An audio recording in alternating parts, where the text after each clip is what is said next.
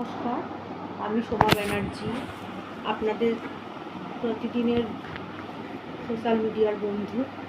প্রত্যেক সময় আমি ফোন দেখি মাঝে মধ্যে, বা প্রত্যেক সময় আপনারা কি বলছেন জানছেন সব কিছুই আমি ফোনের মাধ্যমেই সব কিছু জানতে পারি, বা টিভি নিউজের মধ্যেই জানতে পারি। কালকের যে ঘটনাটা ঘটে গেল সেটা কাল বা পরশুই বলুন, যে একটা আরজিকর হসপিটালের ঘটনা ঘটে গেল, সেটা একটা খুব মারাত্মক কষ্টদায়ক ঘটনা, যে কষ্টের কোনো বর্ণনা হয় না। মানে ওই ঘটনার জন্য আমারই চোখ থেকে আপনা আপনি জল এসে গিয়েছিল। আমারও মেয়ে এখন পড়াশুনো করছে, বা বাইরের ভবিষ্যতে এদিক ওদিক যাবে, সব কিছুই করবে। তাকে নিয়েও আমার চিন্তা বেড়ে গেল যে আমাদের মানে মেয়েদের জীবনে কোনো নিরাপত্তা নেই। আমি নিরাপত্তাহীনতায় প্রচণ্ড ভুগছি। হ্যাঁ, এর আগেও ভুগেছিলাম। অনেক ব্যাপার হয়ে গেছিলো আমার জীবনে, অনেক কিছু ব্যাপার হয়ে গেছিলো, সেটা আমাদের পরিবারের ব্যাপার হয়ে গেছিলো। কিন্তু মন টন ভীষণ খারাপ হতো, অবসাদে খুব ভুগছিলাম। সেটাও আমি আস্তে আস্তে কাটিয়ে উঠেছি। আমার ছোটো ছোটো বাচ্চাদের মধ্যে আমি তাদের তৈরি করার কারিগর হয়ে উঠেছি, যে তারা পড়াশুনো করে কীভাবে দাঁড়াবে জীবনে। ছোটো ছোটো বাচ্চারা, একটু বড়, একটু মাঝারি বাচ্চা, সবাইকে নিয়ে আমার সংসার বলতে পারেন। সকলকে নিয়ে আমি পড়াশুনো করিয়ে এইভাবে নিজের জীবনটাকে চালিত করি। প্রতিদিন এইগুলো চালানোর পর বাড়ি যখন ফিরে আসি তখন আমার খুব ভালো লাগে। যেদিনই আমি ওদের পড়াই না বা পড়াতে যাই না, বাড়িতে থাকি, আমার মোটেও ভালো লাগে না। ওদের ছাড়া আমার জীবনটা একটুও চলে না। আগে মেয়েকে পড়িয়েছি, তখন আমি কিচ্ছু করতে পারিনি মেয়ের জন্য। এখন আমি নিজের জীবনটাকে এইভাবে চালাচ্ছি। তাই বলছি, প্রত্যেকে বাজে চিন্তাধারা থেকে বেরিয়ে আসুন।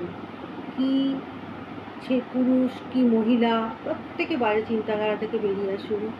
এখন সেই চিন্তাধারার যুগ। জানি আমাদের নিরাপত্তার প্রচণ্ড অভাব। আমাদের রাজনৈতিক গোলযোগ, আমাদের পুলিশ প্রশাসন, কোনো কিছুই আমাদের সব উঁচুতলার মানুষদের দিয়ে সব কিছুই চলছে। আমাদের কথা শুনে কেউই কিছু চলছে না।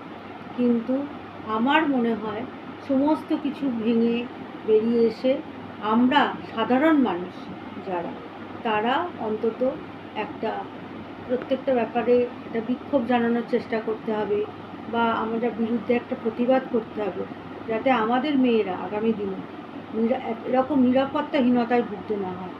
এরকম করে অন্যেরা মেরে যাচ্ছে কিন্তু তাদের দোষী সাজিয়ে দিচ্ছে। হ্যাঁ, এই জিনিস, এটা একদম বিচ্ছিরি ব্যাপার। এসব থেকে বেরিয়ে এসে নিজের মতন করে নিজেরা বাঁচুন, নিজেরা কাজ করুন, সমাজের উন্নতি করুন। এতে আমার মনে হয় নিজেরাও ভালো থাকবেন। কারণ এই ধরনের জিনিস যারা করে, এই ধর্ষণ, এরা আমার মতে হচ্ছে সংসারে এরা হচ্ছে একটা জীব বললেও জীবদের ছোট করা হয়। এরা একটা এমনই জীব যারা আর কি এরা হচ্ছে কি বলবো, আমি ঠিক ভাষায় বলতে পারছি না।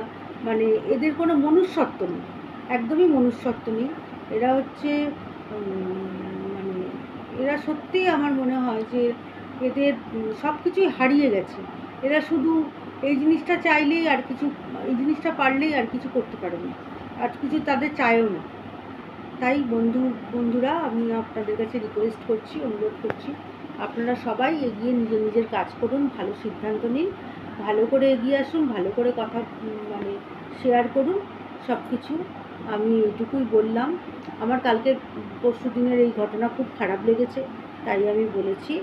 সেই জন্য আমি নমস্কার, এইটুকু বলে আমি শেষ করছি।